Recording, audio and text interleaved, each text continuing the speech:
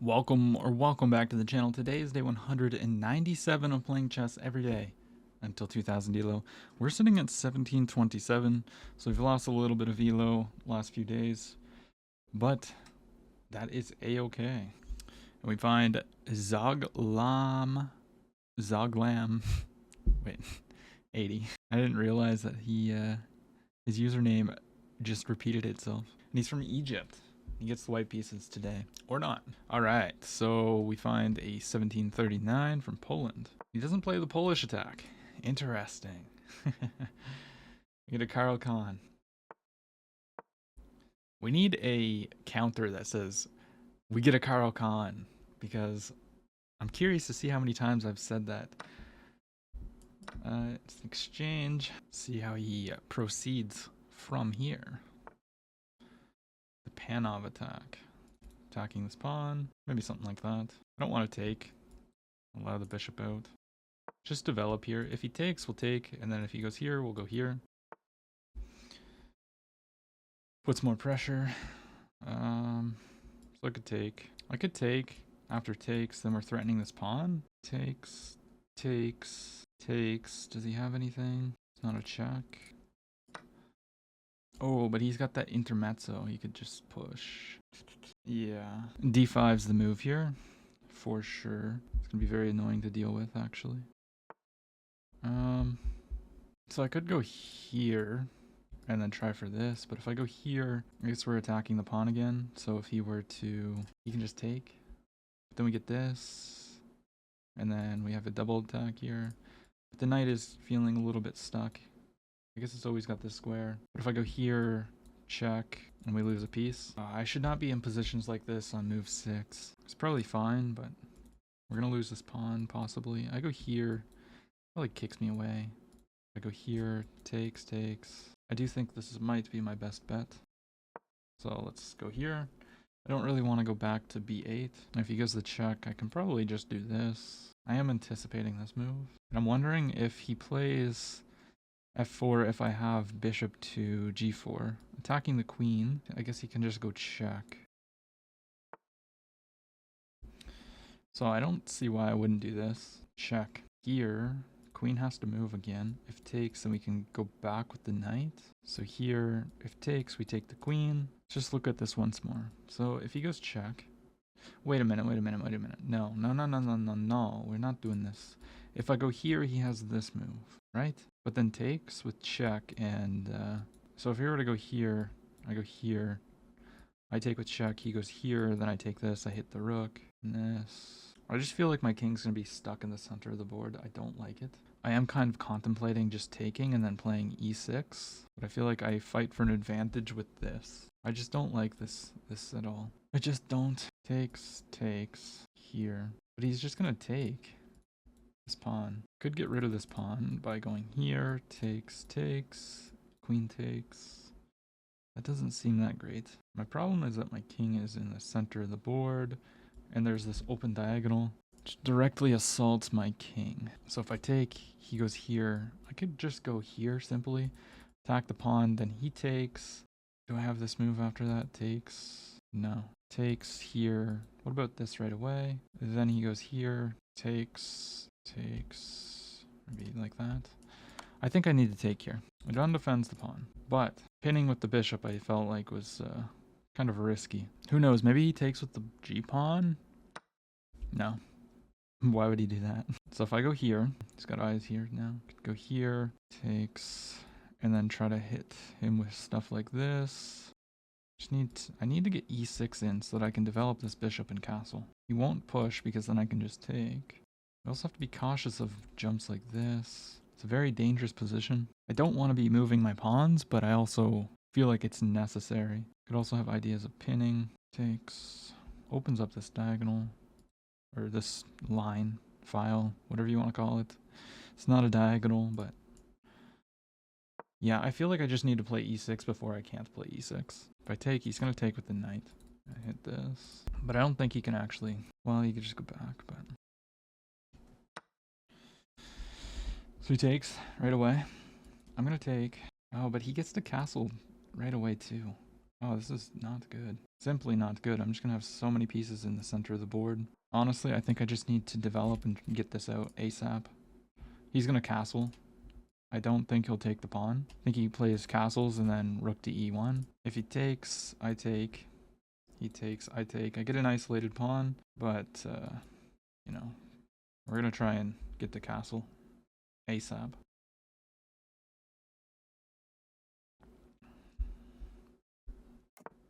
Yeah, there it is. So if I go here, is that a mistake? I just need to develop this. Don't know where to. One of these two squares, I think. Putting it here could be good to just trade off, but if I go here, he just plays this, and if I take, then he takes, and he's got a better bishop for no reason. I could go here, then, and possibly be setting up a Greek gift. But if I go here, takes, he can just pin the bishop to my queen.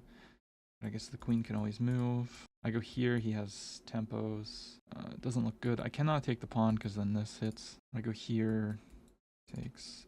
But if I go here, can he take, and then take, rook here, I castle, comes in. This looks so dangerous. I do have attacks on the bishop here, but I feel like my priority needs to be this. But if I get rid of this, he'll have to go back. Then maybe we can go here and threaten the pawn. Let's see. Let's play queen to c7. If it gives a check, we can just do this. I like getting my queen off of this file here because it's going to open up and it protects the 7th rank. And then we can have potential counter play here. It's kind of what I like about it. I know it's very counterintuitive to what I just said. I guess he can play queen e2, protect the bishop. Yeah, he goes check. I feel like this just relieves a lot of my pressure. Because now I can castle long right away, if I wish. And it might be a good option for me. Because my pieces are staring this way. King would be on c8. I do need to be careful of this kind of thing. A bishop would come in and be very, very strong. But after a move like bishop to d6, kind of counteracts that. And if you were to play this, then I could just take. He takes and takes and opens up the G file. But now the question is, if he trades bishops here, because he doesn't have to, he can allow me to take, which would probably be better for him because then he can take back with the knight. Yeah, he's got the intermezzo, doesn't he? But now I go here. Takes. What's his idea here? Like what? Why can't I just do this? I mean, I have to do that or move the queen. I don't want to move the queen, and I can develop and attack a piece at the same time. It seems very logical to do that. I feel like this guy has lost a lot of its advantage. I mean, only move takes. Maybe he plans to bring the rook over. Okay, we can take in two different ways. I think taking... Oh, I can't take with the bishop. What am I going on about? And if I take with the queen, I get pinned. So I have to take with the pawn, which is kind of unpleasant. And then we're going to castle this way and have the open f-file to play with.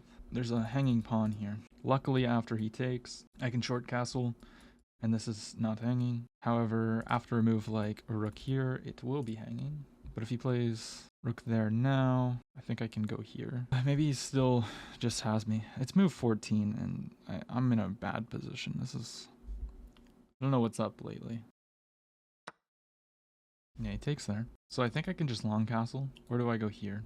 Then he takes. Can't take, because then takes. Long castle, rook here. I do have this move. If I go here, he takes. And then we could long castle. I mean, we're gammoning a pawn, but then I guess we're threatening to take. Win a piece. Here, if this takes, everything's protected. Then I can castle.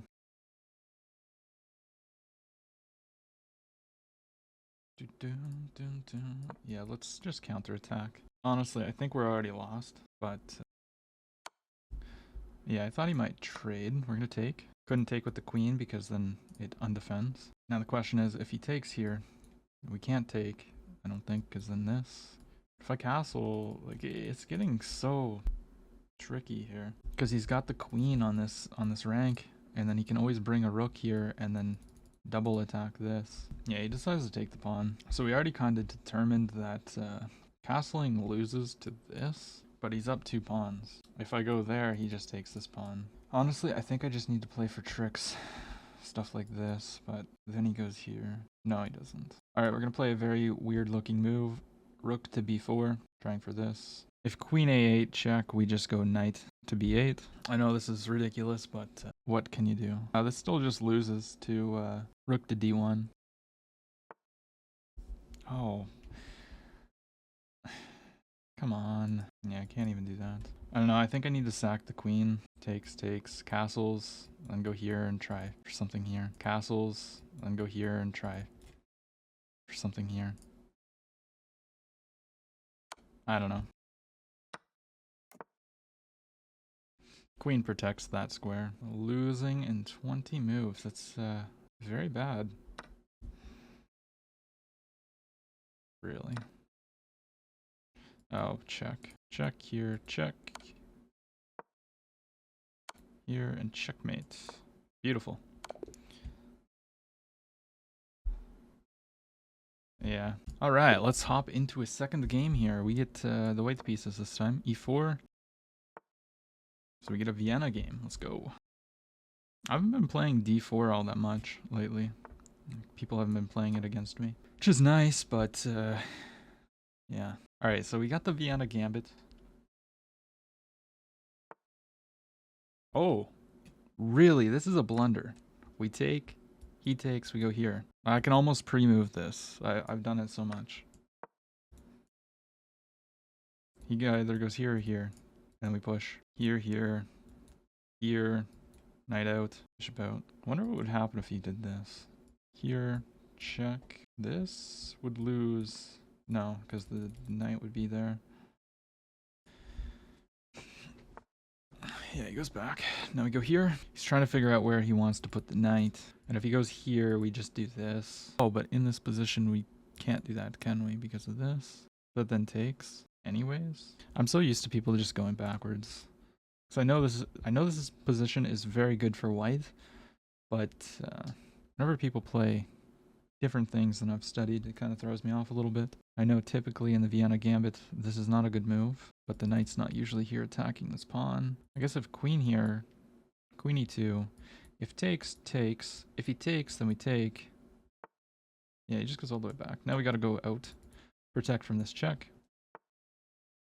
So my opponent plays d6. I feel like this isn't the best move. I feel like I can play queen e2 if takes, then takes, and if he takes, then we take with check. He blocks.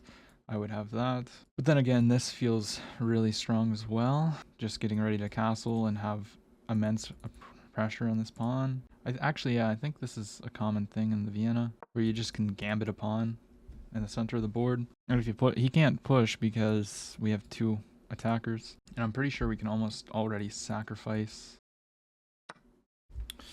Yeah, he takes. Takes the pawn. I think I can just castle. If takes, well then we sacrifice. If takes, then we have double check. I think it gets real nasty. Yeah, I think we just sacrifice here for the initiative. Like, just look at the pressure that we're putting on this f7 pawn with this king in the center of the board, and he's opening up all these files. But we'll have to calculate first.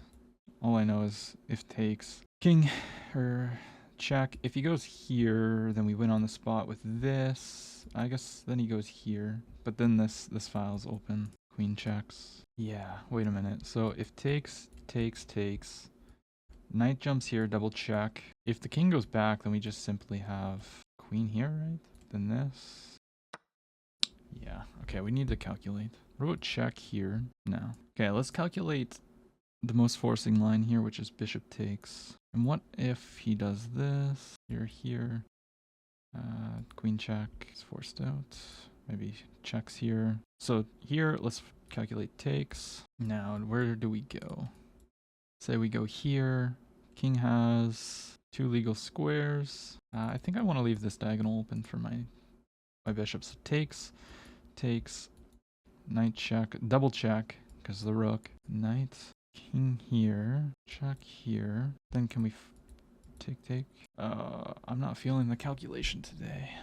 This is bad. Bishop takes, king takes, double check, king back. How do we go from there? Because if check, he can do this. But then we have this. He can't take. Otherwise we take the rook. But at the same time our knight is hanging. Okay, so there's tactic there. So bishop takes, king takes, double check, king here. There's a check here, but just gets taken. Check here.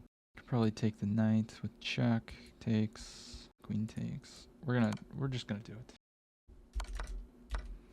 Maybe I wanted to take here and then do this. I don't know. Actually, I think this is what we should do. Takes this. This was poorly done on my side. I think we could have just did something like this. And then if he took, check. It's forced here, check. Yeah, takes, double check. Yeah, because I think the idea would be to take this, but then this is still there. Yeah, so he takes. I think this is the proper check because I want to come in here and have this available. So let's go check, double check. If he goes here, I think we even have this. No. We also have a fork too, or trapping the rook, but we also have to remember that this is hanging for the time being. Yeah, he goes all the way back. Now we're going to come in with check here. Blocks, takes, and we're also threatening mate in one, so he has to block. Can't play this. That's mate. This is why you do your puzzles. This is such a common tactic. Blocks, this pawn is pinned to the rook. But if takes, takes. We can probably just take with check. And I think he's losing. King has to come forward. Check. Here. Check. Honestly, if I go check, or if he goes here and I go here and he takes, I'm probably just going to take this. Because we get a rook, and then we're probably going to get this. And then we're always threatening mate on this if he moves. King up. Yeah, that's just checkmate right here. Maybe not. Check here. Check here. Check here. It's really not checkmate. What if we take? Takes. Check here. Then we can come in with the bishop here. Oh, but that's not possible because of this. So I think I need to take to free up everything here. So we take here and then go check. He goes here. And then we have this, and then that's all cut off because he has this move and this. This rook also just gets invited to the party. The reason why I don't want to do this is because he can just block. What about this check? Check here. The only move would be to go here. Check. So it's blocked. He'd have to go here. That gives him time to go here. I definitely think rook f7 is the move. What about this? Where does he go? Takes, covers the square. Check here. Then this. Yeah, let's calculate that. Here, if he goes forward, no. Check here, check here, check. Can't go on this. What am I going on about? He goes here, and then this is checkmate. Check, moves here, then I go here, he goes here, then I go here. And that is a beautiful little checkmate. No. Yeah, it is. Oh, he can just go backwards? Okay, I missed the backwards move. But what about this? How does he block checkmate here? He goes here, but then I go check. Or what about this? How does he block checkmate there? Ah, this is just checkmate, right? King can't go forward because the rook covers. Does he have a square to block with? No. Checkmate. Okay, let's run through those games. Those were kind of crazy. My opponent in the first game played a very good game. We played okay. I mean, not my best game by far. We had a lot of mistakes and inaccuracies. 0 blunders, which is what I like to see. My opponent played with a 92.8, and I played with a 72.5. So we got this kind of Panov. So I should have developed the other side first. And taking was completely wrong. Just develop. Yeah, my knight got jumped around, and this was a mistake. I needed to develop. Finally, we developed. This is a mistake. Probably develop the bishop. Yeah. That was a mistake, really? Wow.